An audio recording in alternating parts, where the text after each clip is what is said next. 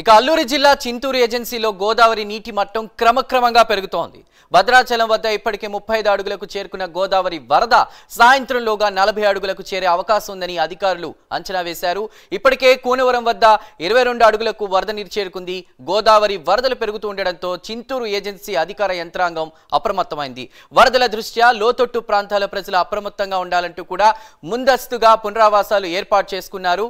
అయితే ఇప్పటికే ముందు గ్రామాల వారు వరదల సమయాల్లో తగు జాగ్రత్తలు పాటించాలని ఎన్డీఆర్ఎఫ్ బృందం సూచనలు చేసింది. అలాగే చింతూరు ఐటీడీఏ పరిధిలో కమాండ్ కంట్రోల్ రూమ్స్ ను అధికారులు ఏర్పాటు చేశారు. నిర్వాసితులకు ఎటువంటి సమస్యలున్నా కంట్రోల్ రూమ్ నెంబర్లకు సమాచారం అందించాలని అధికారులు తెలిపారు.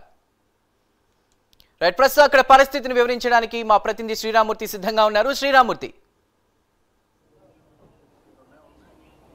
చందు, ఏదైతే వరద గోదావరి పోటెత్తుతున్న పరిస్థితి ఉంది, మొత్తం ఉదయం నుంచి చూసినట్లయితే క్రమేణా పెరుగుతున్న పరిస్థితి ఉంది. ఇప్పుడు భద్రాచలంలో 35 అడుగులకి నీటి మట్టం చేరుకుంది.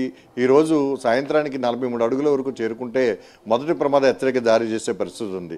దాదాపుగా 9 నుంచి 10 లక్షల క్యూసెక్ల నీరు దిగువకి విడుదలవుతుందని చెప్పేసి ప్రస్తుతం కేంద్ర జల సంఘం అలాగే ఇక్కడ ఇరిగేషన్ అధికారులు చెప్తున్న పరిస్థితి ఉంది. అయితే ప్రస్తుతం సబరై సీలేరు నుంచి కూడా భారీగా వరద నీరు చేరడంతో కోనవరం దగ్గర 22 అడుగులకి నీటి మట్టం చేరుకున్న పరిస్థితి ఉంది.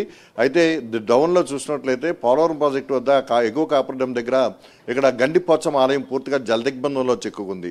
పూర్తి స్థాయిలో మునిగిపోయిన పరిస్థితి ఉంది.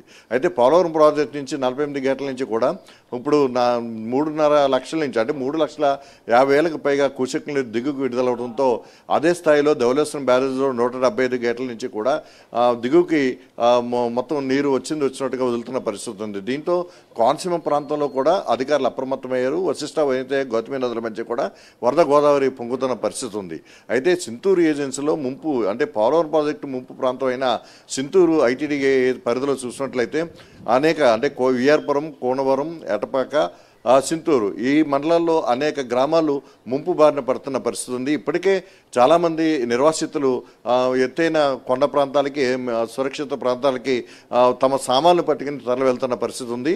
అయితే ఇప్పటికే రెవెన్యూ ఒకవైపు అల్లూరు జిల్లా కలెక్టర్ మహేష్ కుమార్ ఇప్పటికే ఆదేశాలు జారీ చేసి జిల్లా అధికారులంతా కూడా అప్రమత్తం చేశారు. ఎన్డీఆర్ఎఫ్, ఎస్డీఆర్ఎఫ్ బృందాలను కూడా ఇక్కడ సిద్ధం చేశారు. అలాగే మరొక వైపు ఎస్పీ కార్యాలయం నుంచి కూడా ప్రత్యేకమైన కంట్రోల్ రూమ్లు ఏర్పాటు చేశారు. ఎవరికి ఎలాంటి విపత్కర పరిస్థితి ఎదురైనా వారిని సురక్షిత ప్రాంతాలకు తరలించడానికి అన్ని ఏర్పాట్లు కూడా చేశామని చెప్పేసి ఆ జిల్లా అధికార యంత్రాంగం చెప్తున్న పరిస్థితి ఉంది. మరోవైపు చూసినట్లయితే ఆ దిగువన కోనసీమ జిల్లా కలెక్టర్ మహేష్ కుమార్ కూడా అప్రమత్తమయ్యారు. జిల్లా అధికారులందరూ కూడా అప్రమత్తం చేశారు. ఇప్పటికే గండి పెదపూడి దగ్గర ఏదైతే లంక గ్రామాలకు ఉన్న గట్టు తాత్కాలిక గట్టు కొట్టుకుపోయిన పరిస్థితి ఉంది.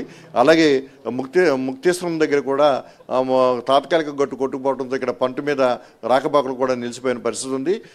ఇలాంటి పరిస్థితుల్లో వరద గోదావరి ఏ స్థాయిలో వచ్చినా కానీ ఎదుర్కోవడానికి అధికార యంత్రాంగం అంతా కూడా సిద్ధమవుతుంది. ఈరోజు సాయంత్రానికి ధవళేశ్వరం బ్యారేజ్ వద్ద దాదాపుగా 6 లక్షలకు పైగా క్యూసెక్లు చేరుకునే పరిస్థితి ఉంది. అయితే ఇక్కడ 10 లక్షలు చేరుకుంటే కనుక ధవళేశ్వరం బ్యారేజ్ దగ్గర మొదటి ప్రమాద హెచ్చరిక జారీ చేస్తారు. భద్రాచలం దగ్గర 43 అడుగులకి చేరుకుంటే మొదటి ప్రమాద హెచ్చరిక జారీ చేస్తారు. మొత్తం వరద గోదావరి ఏ విధంగా ఉందో ఎలా పొంగుతుందో మనం విజువల్స్ చూస్తున్నాం. గండిపోచం ఆలయం అయితే పూర్తి స్థాయిలో జలదిగ్బంధంలో చిక్కున్న పరిస్థితి ఉంది. ఏదైనా వరద ప్రభావాన్ని అంటే రేపటి వరకు పెరిగి రేపు సాయంత్రం నుంచి నిలకడగా ఉంటుందని చెప్పేసి ఇక్కడ ఇరిగేషన్ అధికారులు చెప్తున్న పరిస్థితి ఉంది. Right Sriramurthy, thank you.